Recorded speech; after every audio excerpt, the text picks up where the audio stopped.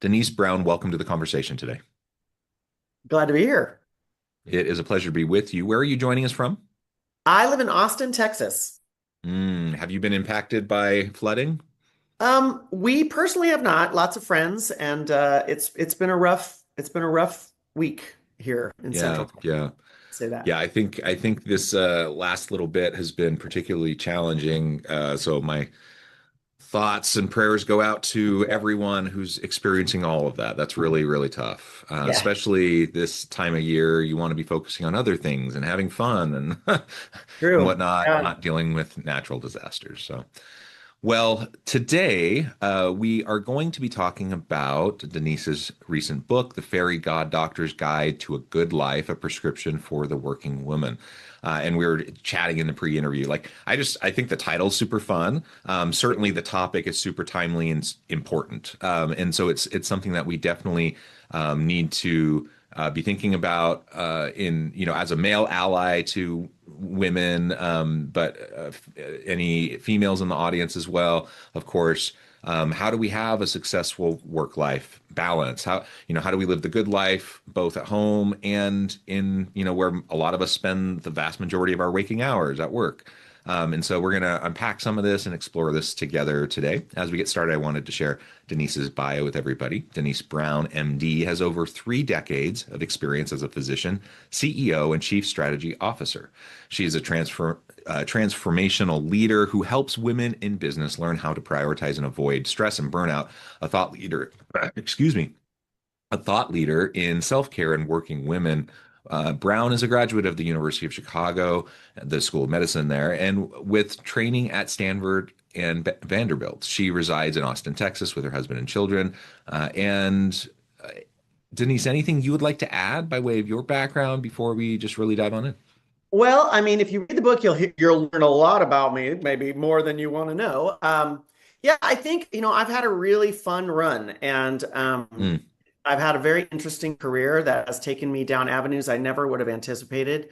Been married for 28 years, have 2 kids I actually adore and who want to spend time with me. So that is my definition of a good life. And I'm just feel lucky that I get to be able to maybe share some of the prescriptions along the way. So yeah. that's awesome. That's awesome. I think that is the good life. I love it when my kids want to spend time with me and when they're not too cool to spend time with their dad. I tell you, like every now and then, like a song will come on the playlist, and I'm like, oh my God, this one. How do you even know this? We got in a big argument yesterday, and he's like, oh, this song gets sampled all the time. I'm like, yeah, this song was from when I was your age, and he's like, no, no way. And I was like, look it up, brother. And he's like, oh, it's 1988. I'm like, uh-huh. That's what I said. That's awesome. Well, as we dive in, why don't you start by just telling us a little bit about why this book, why now? Writing books are a labor of love. It always takes just so much time and energy and, part of your soul even. So what was it about this topic like that you felt the need to write this book? Yeah, well, so I ended up selling a company in the fall of 23, and I kind of during all of that sort of didn't follow my own prescriptions and really kind of like was at my wit's Mm, end by the time it was all over. And I decided I needed to take a little time to just kind of recover. I had never taken a break. So I went straight from, high school to college, college to med school to residency to all of the things. yeah. And literally for the first time ever, I was like, wow, what if I just took a little time for myself and tried to kind of, literally kind of come up for air. And I was interviewed by some magazine, I can't remember, about female CEOs, exit entrepreneurs. There's not a lot of women who have turned around and sold companies. Hmm. And that was the point of the article. And in the article, the interview, she asked me, well, what's your legacy? And I was so confused by the question. I was like, I'm sorry, what are you talking about? Like, do you mean in regards to work? Because like legacy and work have nothing to do with one another in my mind. And she was kind of like, okay, well then what would your legacy be? And I was like, oh, it's all the people I've made feel better over the course of my life, whether it was as a doctor, as a friend, or as a parent, or that's my legacy. And she's like, then we just sort of got started talking. And I was kind of like, you can really follow a few rules and come up with a good life for yourself if you adhere to them. And she was like, okay, I want to know more about that. And anyway, I was like, oh, that's nice. She's like, would you please write a book? And I thought, ha ha ha. 3 months later, I was kind of bored out of my mind because I'm just one of those kind of people. And I was like, you know what? Maybe I should write a book. So that's what I did. Nice. Very good. And let's go ahead and dive on in, in terms of the core components here. You've talked already just about the life well lived. You've referred to it. Obviously, that's the whole point of the book. Um, anything particular in terms of kind of your diverse background that you think has led to your or influenced your perspective around workplace well-being? Yeah. So, I went to med school and I lost my mom when I was a third year medical student. I had Mm, actually diagnosed her. I was learning my physical diagnosis skills and I practiced on her. And I heard this sound in her heart and I didn't like the way it sounded. And mm, one thing led to another. And sadly, she died from a horrible side effect of one of the medications. This was at a time before we had the kind of immunologic medications that we have available to us today. And it was really horrible, but it was also really great because it sort of quickly gave me the ability to sort of not mess around with the small stuff, to recognize that life is short and we're only here once, right? And everyone yeah. says that. But really kind of taking that to heart helped me make some pretty bold choices. As a resident, I was married. I finally caught up with my husband. We went back and forth across the country in Mm, different, school settings and whatnot. yeah. I actually made the decision to leave Stanford in the middle of my second year of residency because he had taken a faculty position at Vanderbilt. And I was like, I was living on my own. I took care of a lovely woman named Claudia who was dying of leukemia that had failed several bone marrow transplants. And she asked me one day, like, why are you here? Like, why are you not with the person you love? And I was like, oh my gosh, you just blew my mind. Like, so what if I was, and it led me to ask the question, like, what would it take for me to spend some time here at Stanford, but then some time at Vanderbilt? Is that possible? What would that look like? And honestly, my program director at Stanford was like, no one's ever asked us that, but Mm, let me see mm, what I can do.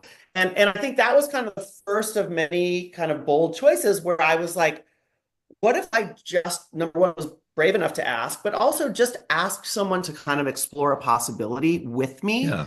to Yeah. come up with what might work. And I think that's been kind of the through line of all of the things that I've done. Like, what if we just thought about that? And what if I could go out of my way to help you achieve whatever it is that you're searching for?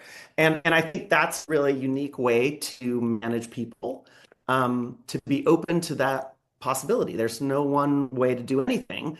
Um, what if I just listened to you and we came up with an answer that worked for both of us? So I think that's kind of the overarching theme, is to figure out what it is that you're looking for, what actually really matters to you, to be brave enough to go after it, but most importantly, ask other people for help along the way. Yeah, I love that. And what do you think it is? Like, why aren't people willing to even ask the question? Some people don't think to ask, but a lot of people have the question, but they're scared to ask it, right? So, like, No, what do you think yeah. that is?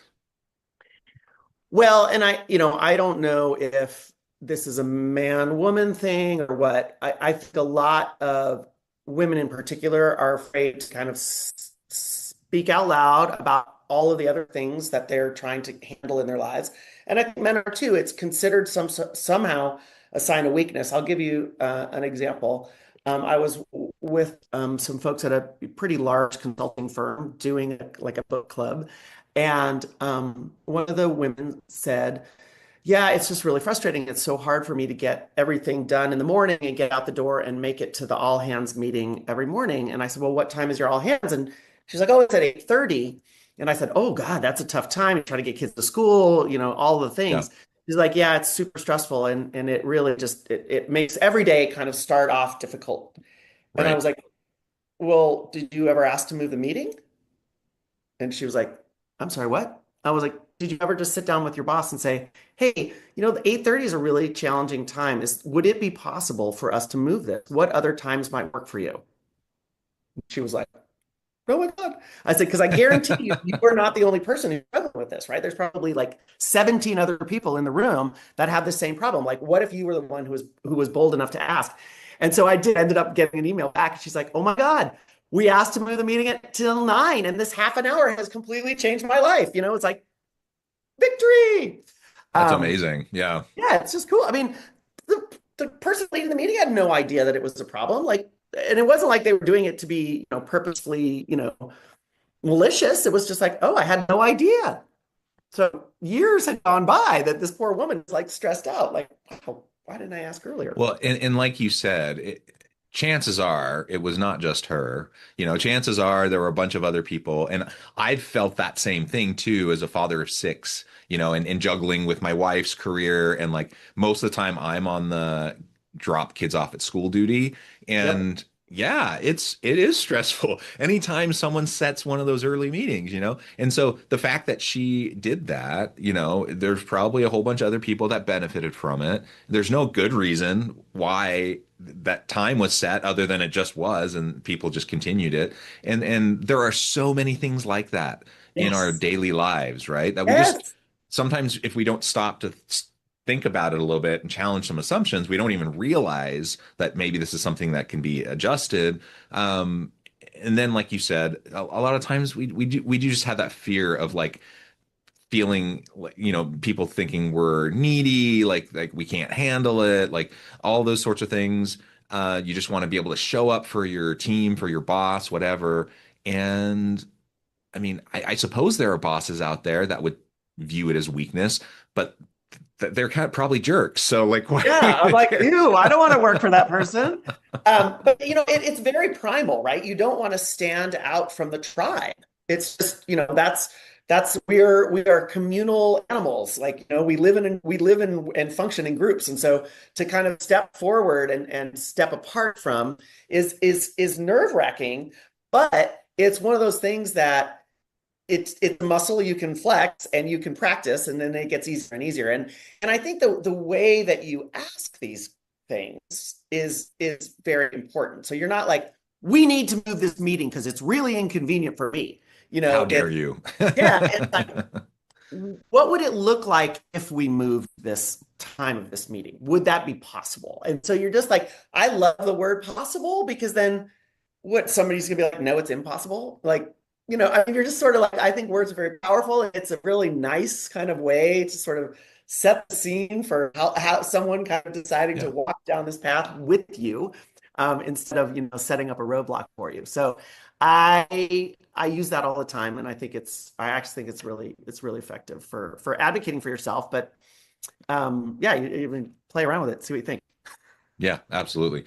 One of the things you talk about in the book is, well, kind of challenging the idea of work-life balance. And there's different terms used, like life-work integration, work-life balance, of course, is probably the most common one. There's different ways of framing it, different ways of looking at it. What do you think is wrong with, that the prevailing ideas around work-life balance? What's outdated about that, and how should we update how we think about it? Yeah. So my chapter 2 is there is no balance. Mm, Um, I think when you conceive of work-life balance, you're setting yourself up to feel bad about yourself, period. Like, you're setting mm. yourself up for failure. There is no such thing. You cannot find this mythical land. It does not exist. It also I've heard implies, this especially in talking with women leaders. I feel like that's especially a hard, thing. Like you feel this mom guilt perhaps, or whatever, right? Like in ways that, I know my wife feels it, and I don't feel it the same way. I just don't. yeah, Even though we largely share, all of the load and all of that, I totally. don't have that same socialization, I guess. Yeah, and I think you're right. Part of it is the kind of cultural milieu that we're sort of steeped in. Um, And I think it's particularly difficult for, high achieving women. They think that they're supposed to find this balance, and just the whole idea, right, of balance is this: one goes up, the other goes down. Like, that doesn't work for me. Like, I just refuse to acknowledge it. I also think that you can't not bring your whole self to the party every day, right? I mean, Mm, no matter where you go, there you are. Like, it's not like you would just right. park all this stuff outside. Like, I don't care what kind of compartmentalization capabilities you have. If you had a fight with your spouse in the morning, you're going to be grumpy probably when you hit the office. I mean, we are who we are. So to try to kind of separate those things, I think is very difficult. And I think Mhm. we spend a lot of our energy trying to do that instead of just being like, here I am. Instead of saying to your boss, yeah, 8:30 is really tough. I've got the kids. Would it be possible to move? And then they're like, oh yeah, you know what? It's actually not so great for me either. I kind of, sure, that's something, all of those sorts of things. I think when we acknowledge that we're all whole people, all the time, then somehow it just becomes no longer taboo. And I think, maybe one of the small benefits of the pandemic was that, we did get a little Yeah. more insight into people's lives and homes, and how they're kind of juggling all these things, and having a little more compassion. I mean, I think that's kind of like maybe that tide has ebbed somewhat. There was an article in Wall Street Journal the other day, and it was like, if you're looking for work-life balance, don't apply here, or something like that. Right. And Like, oh, good literally, note, because I'm not. I mean, it literally is like, you think that's an overrated concept? You're hired. Uh, it's and I just, I guess maybe because as a resident, and I was a resident a long time ago, so it was before the rules, right? So I might be at the hospital for 72 hours or something like that. That's And nuts. it was nuts. And then, I had all these friends whose marriages fell apart, and all, like, you can only focus on one thing at a time. And so I just think it's really difficult when we are spending all this energy on this concept of balance, instead of just being like, I need to leave at 3 o'clock today, but I will get back on Slack or whatever it is at 7, and I'll crank through my day. And that's sort of what I ended up coming to when I started a practice. So I finished my residency, and I started a hospital practice, so very intense, sick people in the hospital. Right. And I had little kids. And the thing that mattered the most to me was that I would be able to, like, put them in the bathtubs, read them a story, and, say goodnight. And what I would do is I would literally go all through the hospital, ICU, the med surg unit, the ER. I'm running home for half an hour to put the kids to bed. I'll be right back. Is there any issues that are currently happening that, I need to be aware of? No, all good. We got you. Go on, like, so all of these people kind of helped me raise my kids. I'd race home, do my thing, come right back, and I'd work till 2 or 3 in the morning, and it was fine, because that little part that mattered the most to me, like, I was able to kind of carve that out. And so I think balance means, some people think it's equal time. I don't know, like, everyone's got a weird definition. For me, it's like, what are the three things that matter the most to you, and what actual time do they take? And so for me, it was always, I need a half an hour to myself. I have to just either read or just be, or whatever it is. Like, it doesn't, and it's what I do in that half an hour has changed over the years. I need a Sure. half an hour with my husband, and I need a half an hour with my kids. I don't need massive amounts of time. I need, like, real good quality nuggets of time. And then everything else, all the other chaos can kind of ensue. Hmm. But like, you can't tell me you can't find an hour or 90 minutes in the course of a day. Like, most of us doom scroll for longer than that. So Right. you know what I mean? Like, you just have to be really kind of particular and savage about it. And I don't know what that is for you. It's different for everybody, but for me, that was it. And I've always kind of stuck to that. And then I can just, I can go all day. That's fine.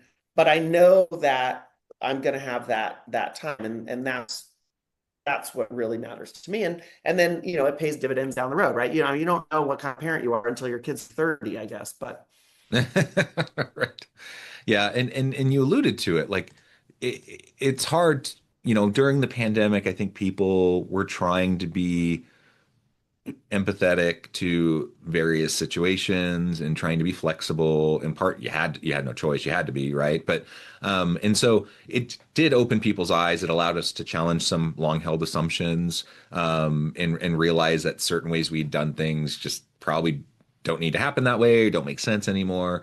yeah, People's priorities shifted a little bit, in many cases, about like, how much do I really, am I willing to commute and spend 2 hours right, on the road every day? Or, like, right, whatever. There's a whole list of things that kind of came out of the mental reset and exercise that happened during the pandemic. But now, you have return to office mandates. You have literally companies that are posting those types of statements that you mentioned, basically saying, give your life and soul over to the company or don't bother applying, which is kind of nuts, but like at least they're straightforward Hey, at about least it. it's out there, right? At least I know what I'm getting into, eyes wide Right. open, then hey, if I Yeah. if I say yes, then I can't complain about it later. Yeah. And so like you said, I'm not the biggest fan of work-life balance as a phrase because many of the reasons you said, and so some people use like life-work integration. I like that because it puts life first. I like it Mhm. because we're talking about integrating rather than balancing. Mhm. But there's probably ways to pick that term apart too. Ultimately, I'm not sure, like people are going to use terms to try to define this, right? Right. To try to explain it. And I'm not sure that matters as much, I don't whatever think it term does. people use. Yeah. Uh, but really, like, do you know what your priorities are? Like you said, what are the three things? Like you can't do everything. You just can't. And so, maybe there's a time in a season where you're pretty much going to be head down focusing on one thing. Yep. I would imagine residencies kind of like that. Yeah. But there are going to be other times where you can have a little bit more of this integrated approach where you have maybe your three or four priorities. Yep. But if you're trying to do 10 things at once, chances are that's gonna lead to burnout. You're not gonna be able to sustain that because we're human, and you just Absolutely. you And just and can't. the problem is that there are lots of things that we pick up unintentionally that we don't even realize. It's almost like unconscious. The like either it's that sort of pressure to be like, oh, well, I'm at work a lot, so I should definitely volunteer at my kid's school, or whatever. All of these things, like they kind of start to accumulate. And if you don't kind of take an honest inventory, before you know it, they're all like kind of looming over you. So, I'm definitely a person who says yes to pretty much everything, but over I the am course too. of my Yeah. life, I've learned to say yes. And I'm going to need to understand a little bit more about that. And I need to know what the kind of time requirement is. Like you start to ask more directed questions, I guess, the older we get, because I do think the world is fabulous and it's really fun to say yes to things, and you should, only if it still fits within your kind of confines. And like you mentioned, like you can't have 10 priorities. Like that goes against the definition of the word. So I feel like integration is a nice word. I just don't feel like you can separate work and life. It's just life. That's all we got. It's our life, period. Yeah. I So was literally in a presentation, this was a couple years ago, where someone was presenting their strategic priorities for the year, and it was a list of 20 things. And so, I mean, that's not really what we're talking about today, but it's illustrative of like the creep is true. Like, and it's not like any of those things that were on that list were bad things or that they weren't good things that we should try to do, but like you just literally can't focus on all that. And we tend to do that too in our personal lives and our work lives. I'm the same way. Like I tend to say yes. I like to be collaborative. I like to work with people on stuff. I like to do a variety of things, but there's literally only so much I can do, and eventually I'm not just shortchanging myself and my family. I'm shortchanging them, right? The yep. people I say yes to when I really can't put my whole self into it. And you mentioned that earlier, like bring your whole self, like whatever it is, whatever your priorities are, bring your whole self to what you're doing and do the best you can in that thing. And And and then and that's it. those areas of focus will shift based on Yes. life stage, career stage, like whatever. Like there's a whole bunch of reasons why that will shift over time, and that's okay too, right? Yeah, and I think when you do that and you kind of keep yourself open to these possibilities, then you end up having a much more interesting journey, whether it's personally and you meet fabulous people, or it's professionally, you take an offer that you never would have even contemplated because it sounds interesting. And no, you don't have to have it all figured out ahead of time. You can learn as you go.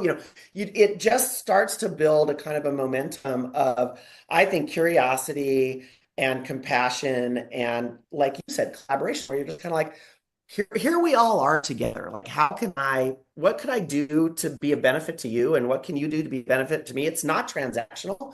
It's just here we all are. And you see that with a lot of the flood, hill country stuff that's happening right now, where people are just like, I don't have much to offer, but here's what I have, and I'm going to come to help you. And I think that's really kind of, for me, that's the definition of having a good life. And it's an interesting career, and it's a family that you care about, and it's friends you make time for, and it's choosing yourself every single time. Because when I'm making choices based on my priorities, that is the ultimate in self-care. Everything else falls in line. I love it. I love it. Well, I note the time. I need to let you go here in a minute, but before we wrap up for today, I just wanted to give you a chance to share with the audience how they can connect with you, find out more about your work, where they can find your book, and then give us the final word for today. I love it. Well, my book is all the usual spots: Barnes& and Noble, Amazon, Google, iBook, whatever. It's a fun read. I did the Audible, so that's also hilarious. I hear if you read it, if you put it at 1.5 speed, it's like I'm talking to you, and it takes about 3 hours. So I purposely wrote a book that was short and sweet and packed with stuff. I hate those books where like the beginning's good, the end's good, the middle, you're just like, really? So I think it's a lot of fun to listen to. It's a lot of fun to write. I'm on, the usual things, Instagram, LinkedIn. I'm not good at TikTok, so I don't do that. But and you can find me on my website, Denise S in the middle, Brown MD. And yeah, just buy the book, have fun listening to it, share it with your friends, and most importantly, come up with what the good life is for you. And my closing thought is, you can have it all, but you cannot do it all. So Mm. it takes friends, and it takes a village, and sometimes we have to build that village on our own. I love it. I love it. Denise, thank you so much. It's just been a real pleasure. I encourage the audience to reach out, get connected, find out more about what Denise can do for you. Check out the book. And as always, I hope everyone can stay healthy and safe, that you can find meaning and purpose at work each and every day. And I hope you all have a great week.